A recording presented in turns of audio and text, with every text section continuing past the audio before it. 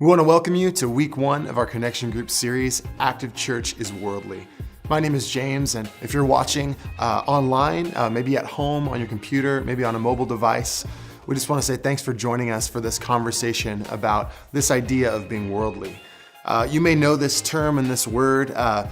In secular culture, it kind of means being educated or experienced, but there's religious groups that have kind of co-opted this word to mean something negative. We want to jump into the idea that Jesus, God, is for the world, and we see that represented in so many different ways. So we as a church want to be for the world. We want to be worldly with arms open to everyone. We're going to jump into a conversation right now led by Pastor Mike Frisch as he unpacks these ideas around the Statue of Liberty, Disneyland, and what it means for the church and God's grace and Jesus to be for everyone. So here's Pastor Mike. On the Statue of Liberty, there is a quote from Emma Lazarus. But you guys didn't know it was Emma Lazarus, by the way. Emma Lazarus, she was a poet and a writer in the 1800s. And the quote is, "Give us your tired, your poor, and your downtrodden." And so the idea is that the invitation to come to America is for everybody, right? Walt Disney, when he stood in the middle of Main Street and they opened up Disneyland, he said, "For all who come to this happy place, you're welcome," right? And then another invitation that we're all familiar with is from a guy that we like a lot. His name is Jesus. And he said, "Come to me, all who are tired and weary, and I will give you rest." And I've looked at each of those invitations, and there's power in those invitations, but the ultimate power is in the result, right?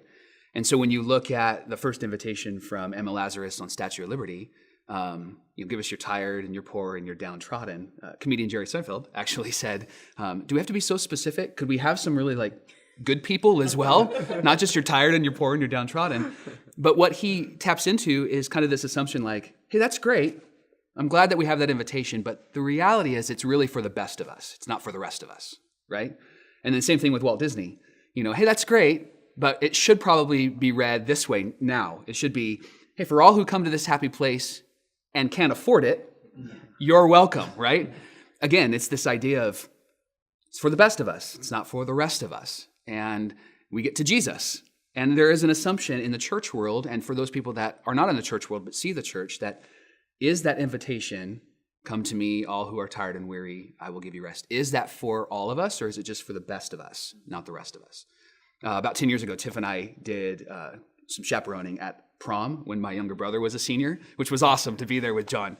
And we actually went out and danced on the dance floor, and didn't embarrass him, which was great, because that was our goal.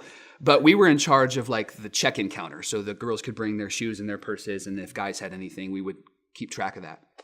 And it was awesome because we got to see a lot of our former students and a lot of current students. But there was one guy that walked up and didn't realize that Pastor Mike and his wife, Tiffany, who was his small group leader, was going to be at the table. And he hadn't been at church in, a year probably. And so he walks up and he sees me and his eyes get big. And he goes, "Pastor Mike!" And I go, "Hey man, how are you?" And he goes, "Good. I've been thinking about coming to church." And it was awesome. And then he had the greatest question. He goes, "You guys still meet on Sundays?" Which was awesome because I was like, yeah, 2,000 years, ever since the resurrection, I still meet on Sundays, right? So, but what was built into his question, his statement was, "Oh, I saw Mike, and the only way I can interact with Mike is if I go to the church, if I'm the best, not the rest," right? And I think with these invitations, there is this assumption it's really for the best of us. It's not for the rest of us. But what I love about the invitation of Jesus is it's different than the first two because we get to see the result. And if you go to this letter called Revelation, written by John, who spent a lot of time with Jesus. In fact, some theologians believe that he was probably 13 or 14 years old when he first started following Jesus. So when he calls himself the disciple whom Jesus loved, it's because Jesus probably had to watch him constantly because he's a junior hire, right? And so he writes this incredible letter that really kind of sprung out of, he's being tortured for his faith, and Jesus had already died and resurrected and ascended back into heaven, and John was sharing his faith, and Rome was torturing him and trying to get him to recant, and he wouldn't. So they sent him out to this island. It's the original Survivor. I thought about you because I know you love Survivor. And on this island, he has this vision of Jesus. And it says that he sees Jesus walking towards him, and describes him in all of these kind of fanciful ways. And Jesus walks up and he says he faints. And Jesus reaches out and goes, hey, I'm with you. I'm not against you. And then he gives him a vision of heaven. And it gets really weird. And we look at it as weird. Maybe for John it wasn't weird because he's trying to just like, what am I describing? What is this situation, right? He talks about giant beasts with all the sorts of eyes and giant beasts with wings, and they're singing to God. But the best part is actually the result of the invitation of Jesus, come to me, all who are tired and weary, and I will give you rest. Because the scene that he sees in heaven, and he describes it this way, he says, I could see beyond the shore, beyond my eyes, there were so many people. It was like sands on the seashore of people, masses of people. So similar to Disneyland, right? Like just masses of people. Yes, yeah. That's funny. Dole Whip, right? Masses of people. And he said, and the best part is, from every tribe, every tongue, every nation, everyone, right? And so we can go, man, it'd be great if our country was for everyone. And there are some that believe that it is for everyone. But there are also those that don't. We could say, man, it'd be great if Disneyland was for everyone. I only can go like every 3 years because, I have to sell a kidney and then I have to sell it, right? But with Jesus, it's for everyone. And what John writes is, hey, this is for everyone. And as we talk about how active church is worldly and how, because God is for the world, we're for the world, his invitation is for everyone. So therefore, the invitation that we've received is for everyone. There aren't certain people that we say, no, this is for you and this is not for you. Like, it is that best of us and the rest of us. And so I was thinking about the invitation of Jesus and what he said to like tax collectors. Like they were the worst sinners of the time, right? Whatever category we put people in, the tax collectors were in that category. Mary Magdalene, prostitute, right? That's not a highfalutin job, right?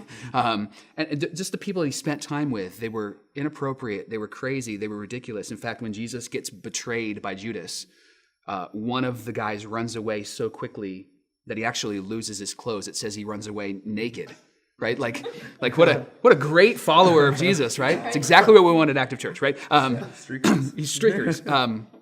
But the idea is that the invitation didn't change for him either. It didn't change for anybody. It was for everyone. And the invitation really had 3 levels to it. Jesus would say, come and see, come and die, come and live, right? So the come and see is, hey, it's okay to observe. It's okay to discover. It's okay to figure this out. It's okay to see me. It's okay to not believe in me while you're with me. In fact, if you're familiar with the Bible at all, the end of Matthew, before Jesus ascends back into heaven, he gives the Great Commission, right? Go into all the world and preach the gospel. And it's kind of like that rallying point. And Matthew actually writes, some worshiped him and some doubted. Like even after the resurrection, some were like, I don't know. Right? And so, but the invitation didn't change. It was, come and check this out. And then the second part was then, once you check this out, what you're going to realize is there's a death that's going to happen. And the death is the death of my will, so that I could follow his will, right? And Jesus modeled that in the Garden of Gethsemane. Father, if there's a different way, the cross, not really my favorite thing. So if there's a different way, I want to do that. But not my will, I want your will. And then, so there's this sacrifice that takes place. And then finally, there's this come and live.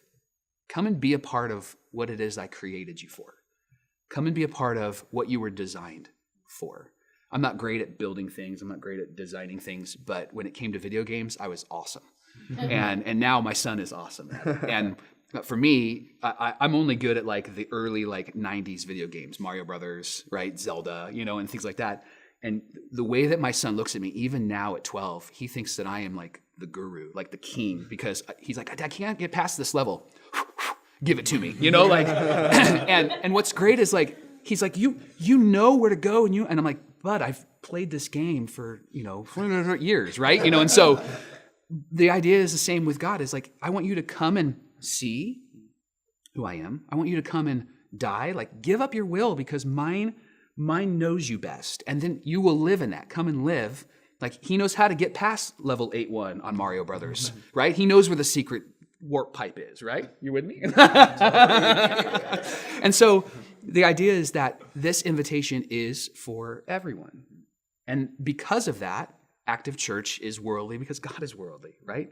And so we're going to do things that are going to help people move from, as you've said before, like from here to here. We want them to be in an environment where it's inviting, where they're comfortable, where they don't have to jump over things to get there. Like, and you've said it before, it's belong, believe, behave, right? And that's the invitation of Jesus, is to first belong, then you're going to believe because this is a great thing, and then you behave. And so this invitation of Jesus isn't just for the best of us, but the invitation of Jesus is for the best of us and the rest of us.